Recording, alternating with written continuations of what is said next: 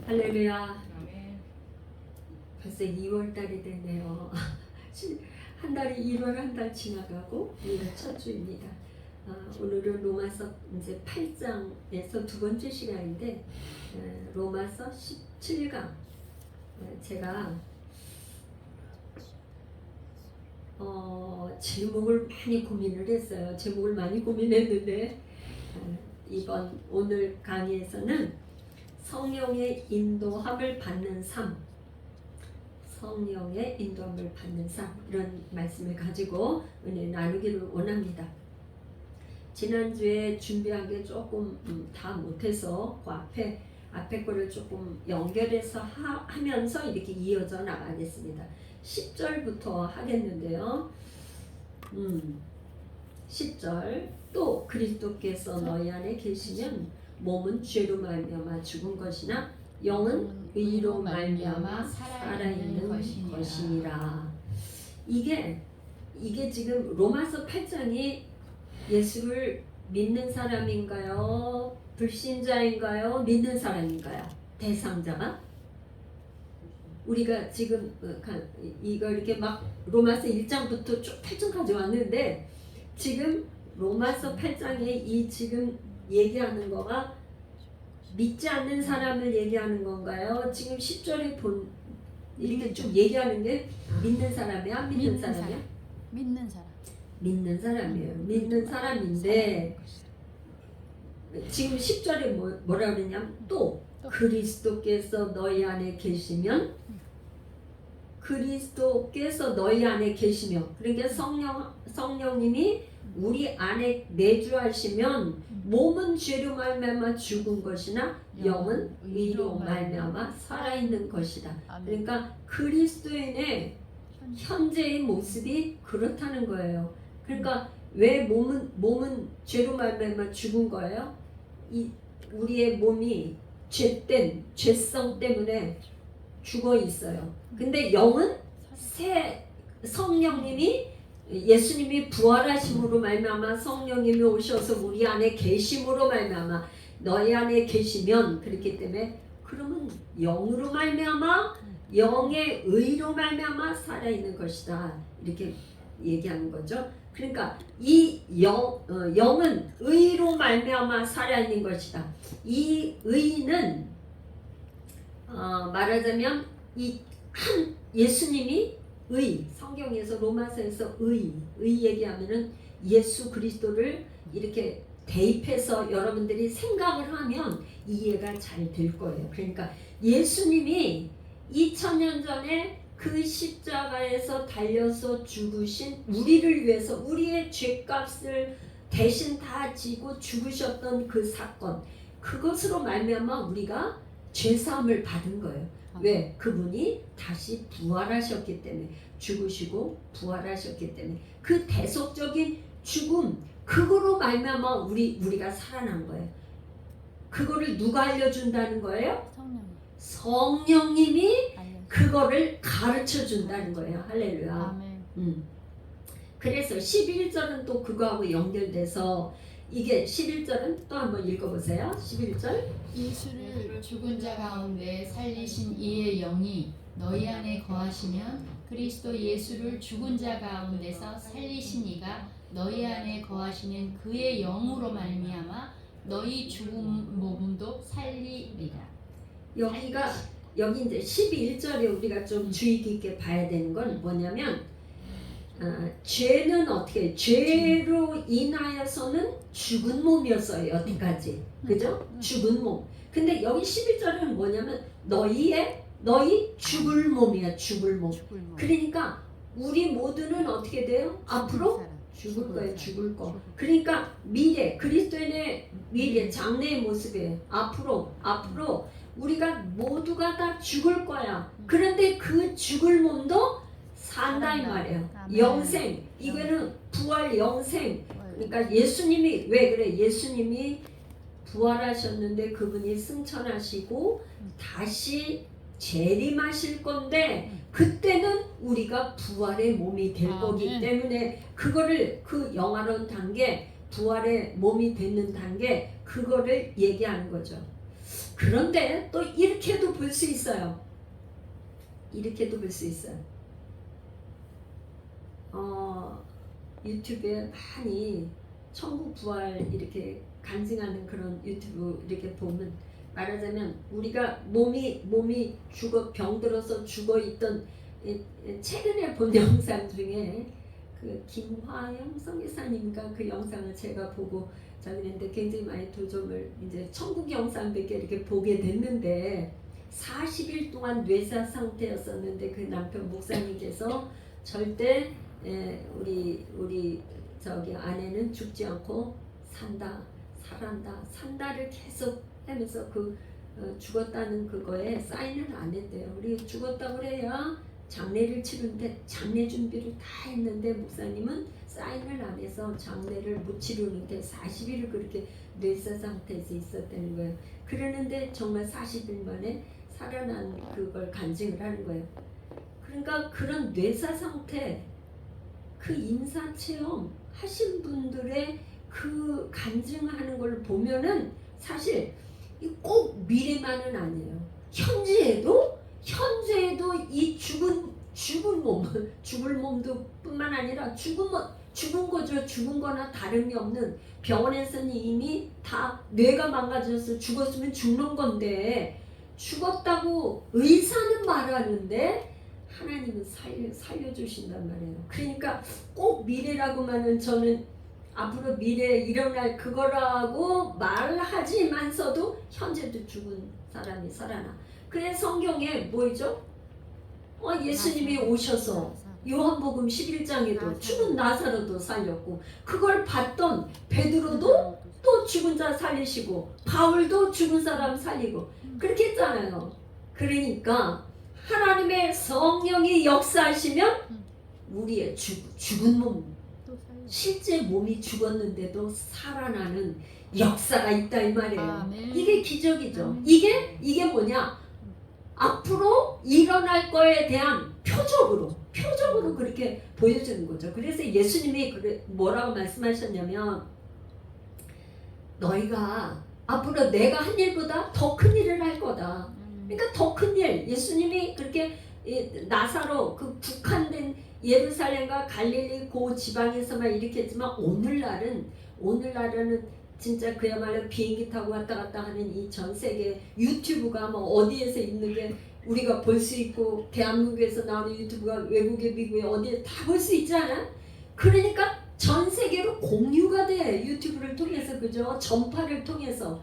그러니까 이런 소식, 이런 것이 얼마나 많이 복음이 전파되기가 쉽냔 말이죠. 그러니까 더 큰 일을 할 수 있는 거죠. 그러니까 예수님은 그때 당시에 지역, 예루살렘과 갈릴리, 사마리아 가신 곳이 그렇게 국한됐지만 오늘날은 그렇지 않죠. 그러니까 꼭 장래의 모습이지만 지금 현재도 그런 기적이 얼마든지 일어날 수 있다.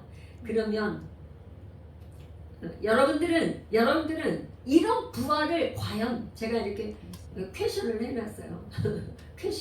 퀘션을 달아놨는데, 여러분들은 우리의 몸이 앞으로 그렇게 부활할 걸 믿으시나요? 아멘.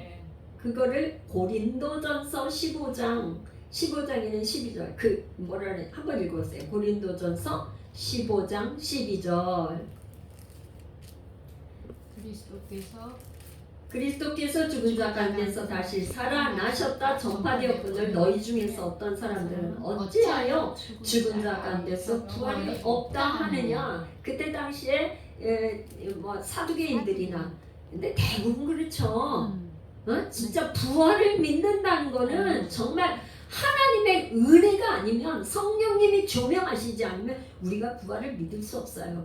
그래가지고 지금 사도 바울이 고린도 교인들에게, 성도에게 편지를 보내는데, 어찌하여 너희들이 부활을 안 믿느냐 그렇게 얘기했는데, 그리스도께서 죽은 자 가운데서 다시 살아나신 게 뭐야? 그걸 보고 믿으라는 거예요. 부활을. 딴 걸 보고 믿으라는 아니. 역사적인 가장 큰 사건이 뭐야? 2000년 전 갈보리 십자가에서 죽으신 그 예수 그리스도께서 죽은 자 가운데 살아나셨기 때문에 아멘. 우리도 부활한다 이 말이에요. 아멘. 그러니까 부활을 믿으라는 거지. 그냥 무조건 믿으라는 게 아니라 그 예수 그리스도 그분을 보고 우리가 믿으라는 거죠. 아멘. 할렐루야. 12절 우리 한번 읽어보겠습니다. 그러므로 읽어보세요. 형제들아, 그러므로 형제들아 우리가 빚진 자로되 육신에게 져서 육신대로 살 것이 아니니라. 여기 지금 형제들아 이제 뭐라고 그러냐면 사도 바울이 형제들아 그렇게 얘기하고 있어요. 그러니까 지금 1절에서는 뭐라고 그랬냐면 예수 그리스도 안에 있는 자에게는 이렇게 나왔어요. 근데 이제 예수 그리스도 안에 있는 자들은 뭐예요? 한 형제 자매 그런 거죠. 믿음의 형제들아 그렇게 얘기를 하는 거죠. 우리가 빚진 자로 돼. 우리가 빚을 졌다고 지금 사도 바울이 얘기하는데 누구에게 빚을 진 건가요? 예수님이 우리의 죄를 대신 져주셨는 그 빚이죠. 근데 그걸 누가 가르쳐 주는 거예요? 성령님이 우리에게 가르쳐 줘서 성령님이 예수님에 대해서 밝히 증언을 하시기 때문에 우리가 아는 거예요. 성령님이 아니 계시면 우리가 빚진 자라는 걸 알 수가 없어. 우리가 빚을 졌다는 것 자체를 모르는데 그렇게 가르쳐 준단 말이에요. 그런데 육신에게 져서 육신대로 살 것이 아니라 육신 지난 시간에 육신에 대해서 얘기를 많이 했는데 육신은 뭐라는 거죠? 육신은 육신의 생각은 하나님과 원수가 되고 육신의 생각은 결국에는 뭐야? 육신의 일만 따라가서 하게 되고 육신의 결국은 사망에 이른다. 그랬어요. 육신은 뭐냐?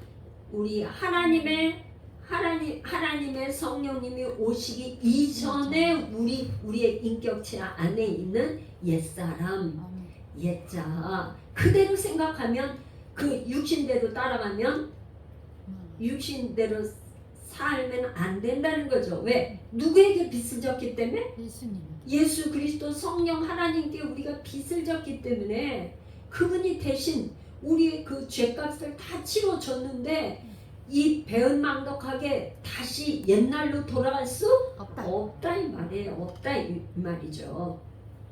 그래서 지금 사도 바울은 고린도 교인들에게 내가 복음을 전하지 않느냐면 내게 화가 있다.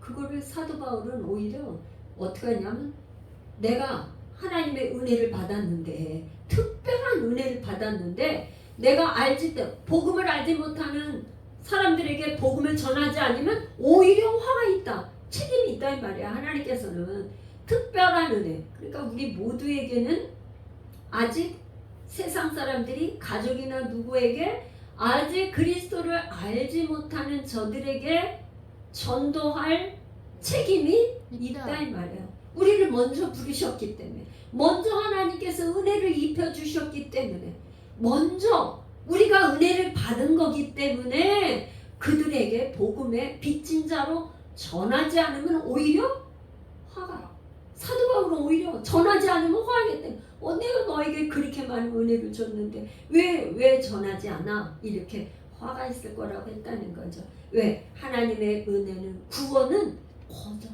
하나님의 선물로 거저줬기 때문에 13절 읽겠습니다. 시작. 너희가 육신대로 살면 반드시 죽을 것이로되 영으로서 몸의 행실을 죽이면 살리니. 그러니까 육신대로 살면 죽고 영으로서 몸의 행실을 죽이면 살리니. 여기 지금 뭐라 그랬냐? 육신대로 살면 어떻게 된다 그랬어요? 반드시 죽을 것이로되. 여러분 이 말에 좀 어떻게 돼? 어떻게 생각하세요? 엄청 어떻게 여러분들은 어떻게 반응이 되세요?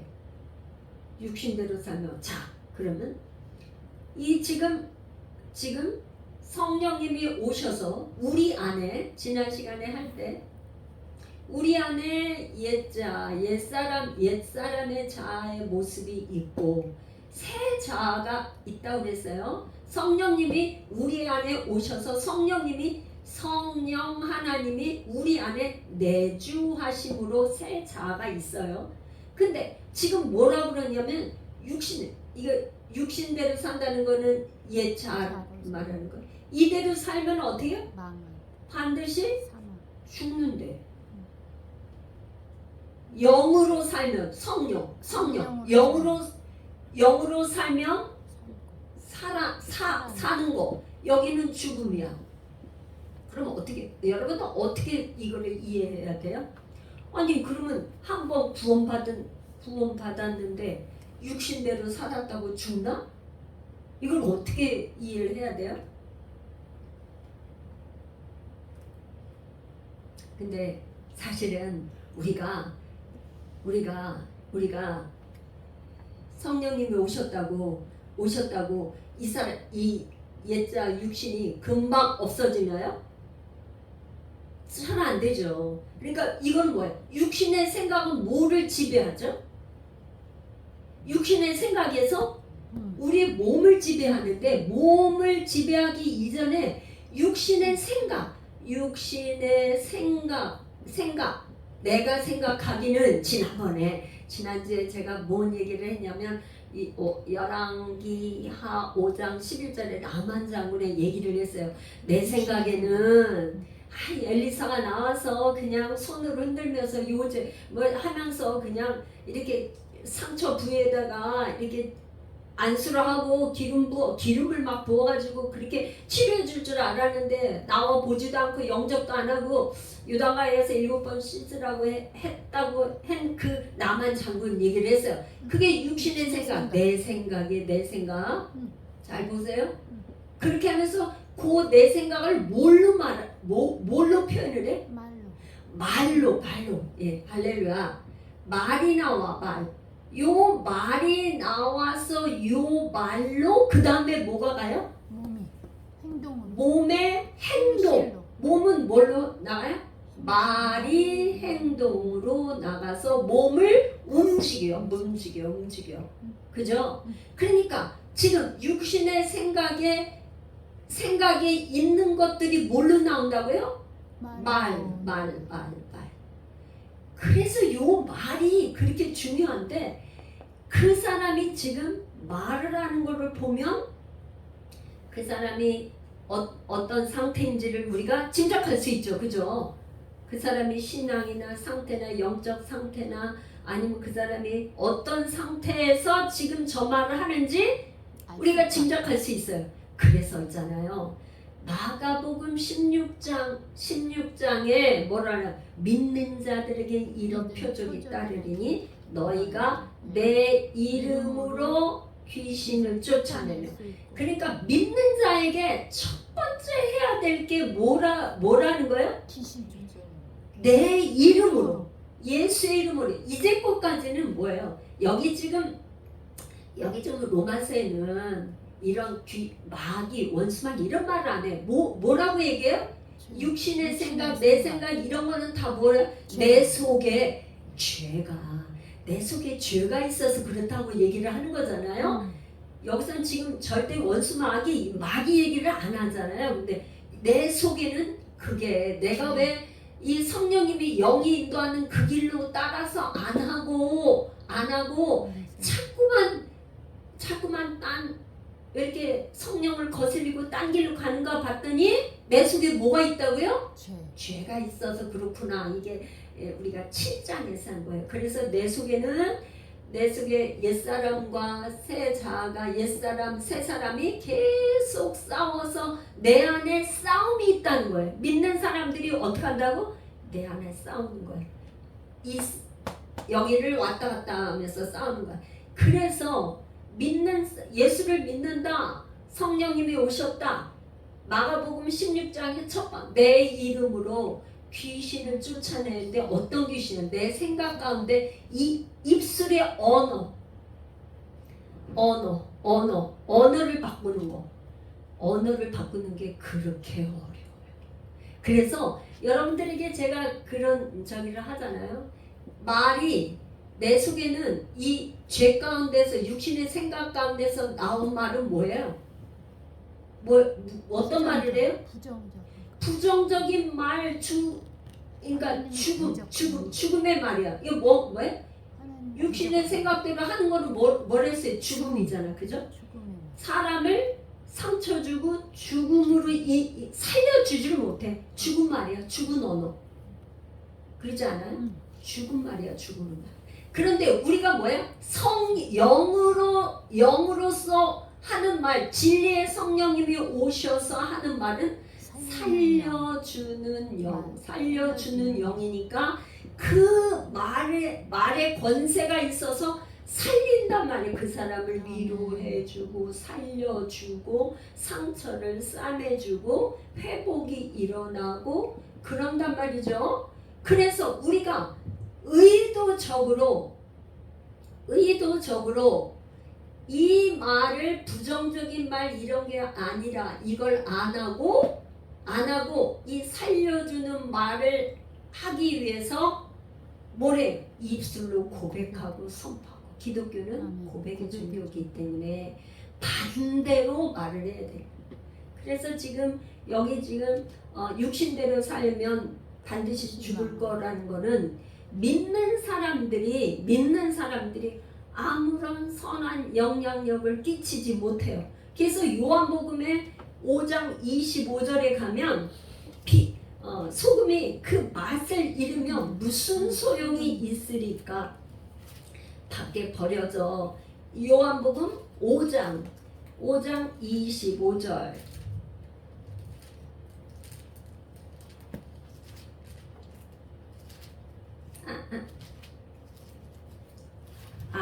요한복음이 아니고요.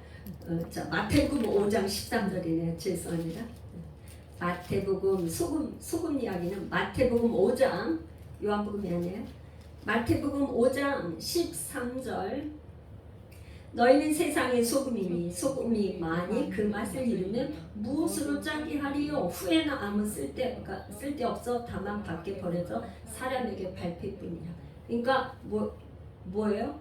소금이야. 우리가 세상에 빛이고 소금이에요. 근데 소금이 맛을 잃으면 영향력이 없는 거죠. 할렐루야. 그런데 요한복음 5장 25절로 한번 가볼게요. 요한복음 5장 25절. 진실로 진실로 너희에게 이르노니 죽은 자들이 하나님의 아들의 음성을 들을 때가 오나니 곧 이때라. 듣는 자는 살아나리라. 할렐루야. 그러니까 영으로서 몸의 행실을 죽이면 살리니 행실을 죽이는 거에 첫 번째 저는 말이 바뀌어야 돼. 언어가 하늘의 언어를 사용해야 돼. 하나님이 주신 말씀, 진리의 말씀을 자꾸 말해주고 선포해주고. 당신은 하나님이 사랑하십니다. 하나님이 당신을 사랑합니다. 당신은 이 세상에 정말 하나님의 특별한 계획과 섭리 가운데 당신을 택하셔서 하나님의 자녀로 삼으셨습니다. 당신은 예수님이 채찍에 맞으심으로 다 나음을 얻었습니다. 예수님이 가나안 대속하셨기에 당신은 절대로 가난한 자가 아니고 부유한 자입니다. 진리의 말씀을 말로 선포해서 몸의 행실을 죽이면 산다. 할렐루야. 14절 우리 같이 읽어요. 시작. 무릇 하나님의 영으로 인도함을 받는 사람은 곧 하나님의 아들이라. 이제 지금 제가 오늘 하나님의 영, 성령의 인도함을 받는 삶, 이거는 이퀄 뭐라고요? 이퀄 하나님의 아들. 자, 이제 성령께서 하신 일을 제가 한번 저 좀 보세요. 자, 저 좀 보세요. 성령께서 8장 2절에 죄와 사망의 법에서 너를 해방했어. 9절에는 내주하시는 성령님에 대해서 했어요. 오늘은 뭐냐? 지금 이거 한 거에 이미 2절, 9절을 했어요. 오늘은 14절에 인도함. 인도함을 받는 사람은 하나님의 아들. 여기는 뭐야? 하나님의 이퀄 하나님의 아들이다. 이 굉장히 중요한 말이 나오네요. 이제 것까지는 뭐라고 했냐면, 자 보세요. 8장에서 성령장에서 그 사도 바울이 지금 시작의 1절 뭐냐면 그리스도 예수 안에 있는 자는 자에게는 정죄함이 없나니, 이렇게 해서 첫 번째 그리스도 예수 안에 있는 자, 믿는 자를 이렇게 얘기했어요. 5절은 영을 따르는 자 이렇게 했어요. 9절에서는 뭐예요? 그리스도의 사람. 그리스도의 영이 없으면 그리스도의 사람이 아니다. 그래서 성령이 안에 계시면 그리스도인을 어떻게 구별을 하냐? 그 안에 성령이 있느냐 없느냐 이걸로 구분을 한다 이 말이에요. 그러니까 요게 그래서 그리스도의 사람은 성령이 그 안에 내주하고 계시면 그리스도의 사람이야. 근데 오늘 식사전에 지금 식사전은 뭐예요? 하나님의 아들이라는 단어를 쓰고 있어요. 지금 하나님의 아들. 우리를 보고 뭐라 하냐? 하나님의 아들. 우리를 뭐래? 하나님의 아들. 점진적으로 발전을 해서 우리를 하나님의 아들이라고 부르는데, 하나님의 아들이라고 부르는데 전제 조건이 있어요. 성령의 인도함을 받는 사람. 이 성령의 인도함을 받는 사람이 하나님의 아들이라면 이퀄. 그러면 이 하나님의 성령의 인도함을 받는다는 것은 다시 말하면 또 이렇게 해서 하나님의 아들이니까 성령님이 인도를 해주시는 거야. 성령 감히 하나님의 영이 자기 자녀들을 에스코트 해주는 거야. 이리 가야 돼. 이쪽 길로 가야 돼. 그 길로 가면 안 돼. 그 길은 지금 그 길로 가면 사망의 길이야. 이 길로 가야 생명의 길이야. 그거를 얘기해 준단 말이에요. 여러분, 남의 자식한테 대추나라 밤나라 그리 가면 안 돼. 이리 가야 돼. 그런 말을 하는 옆집 누구 아들한테 그런 얘기하는 엄마 아빠 있어요? 없어요. 남의 자식에는 그렇게 얘기 안 해. 그런데 하나님의 아들이니까 성령님이 인도를 한다 이 말이에요. 저는 이런 그 조이 도슨이 쓴 책에서 이렇게 임팩트가 온 구절이 있어요. 그게 뭐냐? 오늘날 많은 사람들이 뭘 원하냐면 하나님의 음성을 듣고 싶다고 그런다는 거예요. 그죠? 많은 사람들이 난 하나님의 음성 들려주면 내가 그렇게 살 건데 하나님이 나에게 말씀을 안 주셔갖고 내가 그렇게 순종을 못한다. 이런 얘기를 많이 한다는 거예요. 그런데 여러분, 하나님께서 성령의 음성, 하나님의 음성 듣기가 이미 말씀이 어디에 있어요? 기록된 성경에 있어요. 기록된 로고스 말씀, 기록된 성경의 말씀이 있는데 이 말씀에도 순종을 못하면서 다시 하나님께서 개별적으로 음성을 들려주면 순종을 하겠나? 그러니까 먼저 뭐예요? 이 말씀대로 주신 말씀대로 사는 거, 주신 말씀대로 사는 게 먼저예요. 먼저 이 말씀대로 살려고 부지런히 애를 쓰다 보면 하나님의 성령님이 특별 계시로 말씀을 하신다 이 말이에요. 하나님과 이거 친밀한 관계가 될 때, 친밀한 때. 그러기 전에는 뭐예요? 다 내 생각이야. 다 내 생각이 더 많아.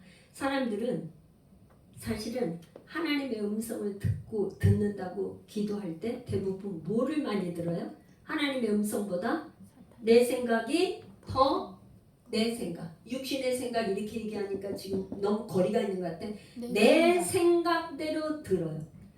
지금 오늘 예배 가운데 이렇게 말씀을 하지만 내 귀에 듣기가 좋은 말, 그게 잘 들려와.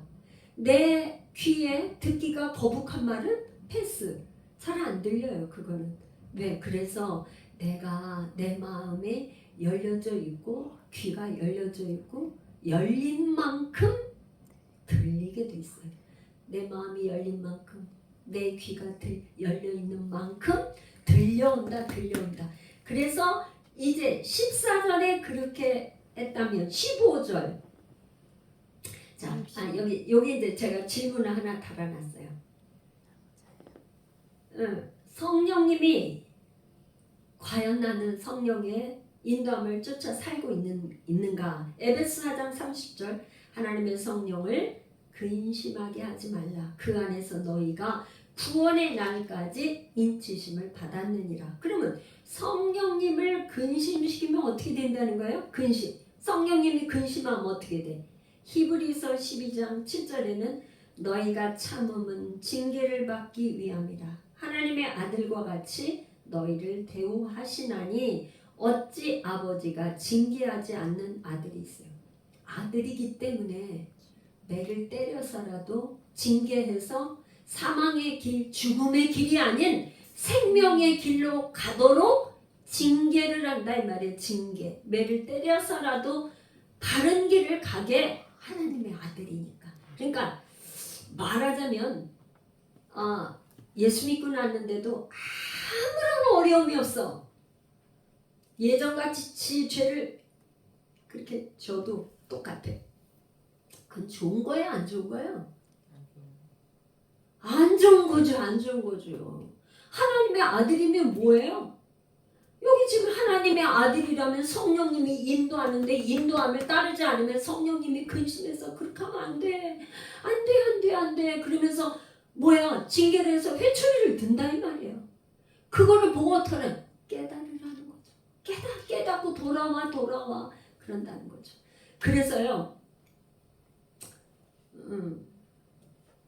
15절 우리가 14절이죠? 15절 같이 읽어요. 시작. 너희는 다시 무서워하는 종의 영을 받지 아니하고 양자의 영을 받았으므로 우리가 아빠 아버지라고 부르짖느니라. 그러니까 성령님이 아무리 인도해주고 그렇게 해도 그게 순종을 못해요. 순종을 못하니까 어떻게 불순종을 해. 그러니까 하나님의 뭐가 왔어요? 징계가 왔어요. 징계가 오니까 그때서 어떻게 돼? 부르짖으면서 아빠 아버지라고 부르면서 하나님 앞에 부르짖으니까 2단계가 와야 지금 몇 절이에요? 지금 15절 아빠 아버지라고 본인이 부르짖고 그냥 하나님 앞에 통곡을 하고 내가 도저히 안 되네요. 내가 어떻게 해야 할지 되질 않아요. 하나님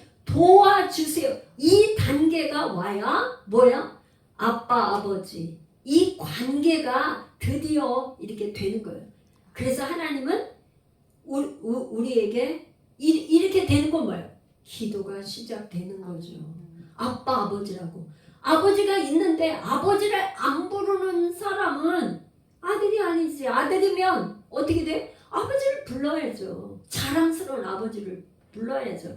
그래서 여기에 종의 영, 양자의 영. 아까 여기는 지금 하나님의 아들이라고 해놓고 갑자기 왜 양자의 영이 이렇게 양자의 영이라고 하나? 그러니까 말하자면 사도 바울이 지금 어떻게 시작했어요?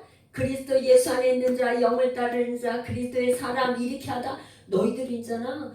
지금 성령의 인도함을 받으면 하나님의 아들이야. 이렇게 막 나갔다가 생각을 하니까 하나님의 친아들은 누구예요? 하나밖에 없는 예수 그리스도 한 분밖에 안 계시잖아요. 그 한 분밖에 없는 하나님의 아들이라는 그 위치에 얘기를 해놓고 보니까 너희들 사실은 친아들은 아니야. 누구야? 양자. 그러니까 우리도 옛날에는 양자 아들이 없으면 양자 삼아서 이렇게 큰 집은 양자를 삼고 작은 집에서 이렇게 양자를 삼고 그런 일이 있는 걸로 알고 있는데 로마 시대 때는요 실제 노예를 자기 양자를 삼아서 그렇게 하는 그 사회적인 그런 풍습이 있었던 것 같아요. 그래서 실제 있잖아요. 네로도 양자였었던 거예요. 그러니까 클라우디우스 황제의 양자였어. 그런데 클라우디우스 황제가 죽고 난 다음에 네로가 왕이 된 거야. 양자의 친아들이 아니고 양자. 그러니까 로마 시대 때는 봐가지고 이렇게 이제 좀 자기 그러니까 로마 시대의 사회상이 음란으로 굉장히 저기 하거든요. 그러니까 자기가 실제 친아들이라고 그래도 그 친아들 중에 똑똑하지가 않고 그거 하면 오히려 똑똑한 저기를 양자를 삼아서 자기의 후계자로 삼는 상속자로 삼는 그런 로마 시대의 풍습이 그랬던 거예요. 그러니까 성경을 쓸 때 사도 바울이 그 시대에 이런 거에 맞춰서 쓰는 거죠. 그래서 양자의 종의 영 이게 나왔는데 종의 영이라고 하니까 종의 영과 양자의 영 이걸 어떻게 우리가 이해를 해야 되나? 그러니까 종의 영 하니까 우리 원수마귀의 죄의 종노릇하는 이거를 자꾸만 염두에 두는데 요 단계는 뭐냐? 이게 지금 믿는 사람에게 얘기하는 거잖아요. 그러니까 갈라디아서를 보면 좀 이해가 돼요. 갈라디아서 4장 1절에서 3절에 보면 뭐냐? 내가 또 말하노니 유업을 이을 자가 모든 것이 주인이나 어렸을 동안에는 종과 다름이 없어서 그 아버지가 정한 때까지 후견인과 청지기 아래 있나니 이와 같이 우리도 어렸을 때에 이 세상의 초등학문 아래에 있어서 종노릇하였대. 이게 뭐예요? 율법 아래에 있었던 걸 이렇게 초등학문 율법 아래에 있었던 것을 율법 아래에 종노릇했다. 이 종의 그러니까 종이면 뭐예요? 주인을 굉장히 무서워하잖아요. 율법 안 지키면 사망이잖아요. 그렇게 무서워하는 종의 영과 양자의 영을 비교를 했는데 갈라디아 4장 6절은 뭐냐? 그런데 거기에서 발전해서 너희가 아들임으로 하나님이 그의 아들의 영을 우리 마음 가운데 보내사 아빠 아버지라 부르게 하셨느니라. 이게 양자의 영의 단계. 종의 단계에서 양자의 영의 단계. 하나님의 아들이면서도 우리가 사실은 양자. 우리를 양자로 삼아준 거예요. 친아들은 예수 그리스도 한 분인데 우리를 전부 다 양자 삼았어. 하나님의 나라 가면 남자나 여자가 없어요. 성별 구분이 없이 그냥 천사 같은 존재로 그렇게 있는 거죠. 그래서 다 하나님의 아들이에요. 자, 그러면 이제 16절 성령이 친히 우리의 영으로 더불어 우리가 하나님의 자녀인 것을 증거하시나니 여기 지금 16절에 보니까 성령은 뭐예요? 증언 여기는 없는데 증언하신다는 거예요. 그러니까 당시 로마 시대 때는 이게 노예를 갖다 양자로 삼으면 7명의 증인이 필요했다고 그래요. 그러니까 증인이 있어야 돼. 양자를 나 양자로 이렇게 입양을 한다. 이런 거에 대해서 증인이 반드시 있어야 돼. 그런데 우리가 하나님의 자녀인 것을 누가 증언한다는 거예요? 증인이 누가 된다는 거예요? 성령님이 우리를 증인으로 서주신다 이 말이야. 너는 하나님의 자녀야. 너는 하나님의 자녀야. 이게 뭐야? 우리의 영으로 더불어. 우리의 영은 여기서 우리의 양심을 말하는 거야. 우리 속에 양심. 우리에게 다 양심이 있어요. 선한 양심이. 그래서 성령 하나님께서 친히 우리의 양심과 더불어 함께 우리가 하나님의 자녀인 것을 증언해 주시는 거야. 증거. 그러니까 보증을 서 주시는 거야. 그러니까 성령 하나님께서 너는 하나님의 자녀야. 그러니까 그 길로 가면 안 돼. 이 길로 가야 돼. 이렇게 가르쳐 주신다 이 말이야. 그러니까 그러면 이렇게 생각할 수 있어요. 난 구원 받았나? 안 받았나? 헷갈린다? 그건 어떻게 된 거예요? 여기 지금 성경 말씀에는 뭐라고 그랬어요? 성령께서 우리의 양심에 더불어서 내가 하나님의 자녀인 것을 가르쳐 준다 이 말이야. 그러니까 말하자면 이런 성령 하나님이 아니 계시면 성령님이 성령 하나님이 안 계시면은 몰라. 내가 구원 받았는지 안 받았는지. 그리고 성령님이 오셔야 거듭난 새 사람, 새 자가 생기잖아요. 그러니까 성령님이 안 계시면 그 사람은 아직 구원받은 게 아니죠. 그죠? 할렐루야. 아멘. 성령님이 오셔야 새 자아도 생겨서 너는 하나님의 자녀야. 그러면서 가르쳐주고 그리 가면 안 돼. 인도해 주시고 그런다 이 말이에요. 그래서 제가 이게 지금 삼위 성부 성자 성령의 하나님 구원은 있잖아요. 구원은 뭐냐? 성부 하나님께서 우리를 택하셨어. 누구를 하나님의 자녀를 택하셔서 택하신 하나님의 백성을 성자 예수님이 오셔서 우리의 죄를 대신 다 짊어지시고 죽으시고 부활하셨는데 이 성령 하나님이 너는 하나님의 자녀야. 내가 너의 보증인이 될게. 보증. 어디 여러분들 차 사고 뭐 하고 다 모든 거에 뭐가 필요해?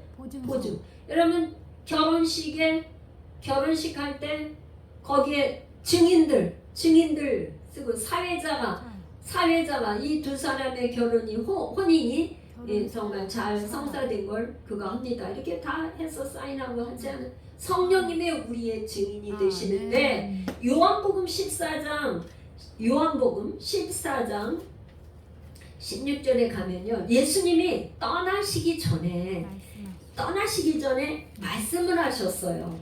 뭐라고 그랬냐면 내가 아버지께 구하겠으니 그가 또 다른 보혜사. 그러니까 또 다른 보혜사. 예수님은 보혜사신데 또 다른 보혜사를 너희에게 주사 영원토록 너희와 함께 있게 하리니 그는 진리의 영이라. 말하자면 성령님을 이렇게 말하면 또 다른 보혜사가 성령님을 가르쳐서 말씀하시잖아요. 세상은 능히 그를 받지 못하나니 세상은 받을 수가 없죠. 영접을 안 하니까. 이는 그를 보지도 못하고 알지도 못함이라. 그러나 너희는 그를 아나니 그는 너희와 함께 거하시며 또 너희 속에 계시겠습니다. 내주하신다 이 말에 성령님이 18절 내가 너희를 고아와 같이 버려두지 아니하고 너희에게로 오리라. 이 세상에 저 좀 보세요. 이 세상에 가장 불쌍한 사람은 어떤 사람이에요? 고아예요. 부모가 없는 아버지가 없는 고아가 얼마나 불쌍해. 그래서 신명기에 뭐라 그랬냐면 고아와 과부를 돌보라고 그래서 추수할 때 어떻게 추수할 때 이삭을 다 거두지 말고 그냥 남겨도 누가 추수해 가게? 고아와 과부와 나그네. 그런데 우리 하나님 예수님이 떠나시기 전에 우리에게 약속을 하셨어요. 뭐요? 내가 너희를 고아같이 버려두지 않는다는 거예요. 너희들은 고아가 아니야. 내가 너에게 다시 올 거야. 그러니까 고아같이 버려두지 않고 다른 보혜사 성령님을 내가 너희에게 보내서 이렇게 너가 하나님의 자녀인 거, 예수님이 누구이신 거, 말씀을 깨닫게 하고 알게 하고 진리의 길로 가르쳐 주신다고 약속을 하셨다 이 말이에요. 아멘. 어린 아이들이 밖에 나가서 놀 때 오죽하면 가장 어린 아이들이 뭐 자랑해요? 우리 아빠는 힘이 세다. 우리 아빠는 뭐다? 힘이 세다. 아이들이 가장 말하고 싶은 게 자기 아빠 자랑하는 거야. 아빠 자랑. 오죽하면 아빠가 야 우리 아빠는 뭐다? 그러니까 옆에 애가 우리 아빠는 뭐다 다 자랑하는데 할 말이 없는 한 야 우리 아빠는 예비군이다. 우리 아이들이 어려서 가장 자랑하고 싶은 게 아버지야. 그런데 육적인 아버지를 자랑하는 것도 그렇게 좋은데 영적으로 하나님이신 그분이 나의 아버지라고 하면은 그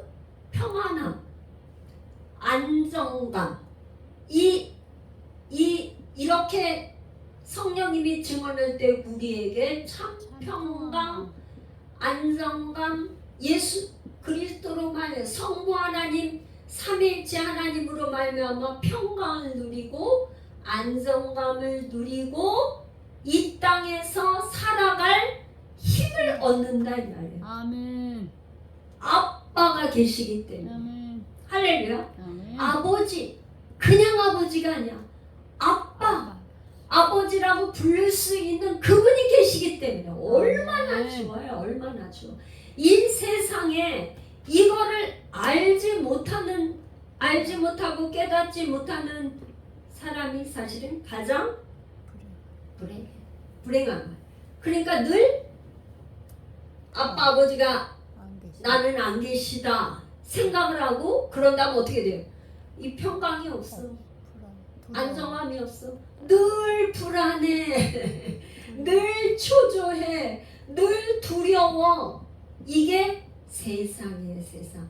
여기에는 만족함이 없어. 아빠 아버지가 안 계시니까. 그렇지 않아요? 할렐루야. 우리에게 아빠 아버지가 계신 것이 얼마나 큰 축복이에요. 17절 자녀이면 또한 상속자 곧 하나님의 상속자요 그리스도와 함께 한 상속자니 우리가 그와 함께 영광을 받기 위하여 고난도 함께 받아야 할 것이니라. 그러니까 뭐가 있다는 거예요? 이게 지금 하나님의 성령 하나님이 너희는 자녀야 얘기를 하는데 그 자녀에게는 반드시 뭐가 있다는 거예요? 상속이 있다는 거예요. 상속. 받을 게 있다는 거예요. 받을 게. 그러니까 받을 유산이 있어. 유산이 있는데 그 유산을 영광만 있는 게 아니라 고난도 있대. 고난. 그런데 고난도 함께 받아야 할 것이다. 뭐예요? 뭘 받기 위해서? 영광을 받기 위해서. 영광. 그런데 우리가 생각하는 그런 고난하고는 죄로 인한 고난과 하나님께서 이 사도 바울이 얘기하는 고난과는 조금 다른 차원의 고난이에요. 그러니까 예수님이 고난받은 그 고난을 우리가 깊이 고난이 무엇인가를 생각을 해봐야 되고 영광과 고난 하나님의 앞으로 우리에게 상속자로 주실 영광이 무엇이며 고난이 무엇인지는 이제 다음 시간에 우리가 더 공부하면서 배워봐야 될 것 같습니다. 그래서 이제 우리가 오늘은 아빠 아버지 우리에게 주신 이 정말 아무리 불러도 초대교회 때는 아빠 아버지를 그렇게 목마르게 부르고 아무리 불러도 주님은 거절하시지 않고 우리에게 답을 하시는 하나님 그 분을 한번 우리가 정말 이제 제가 먼저 기도하고 여러분 아빠 아버지를 부르짖으며 간절히 기도하는 시간을 갖겠습니다.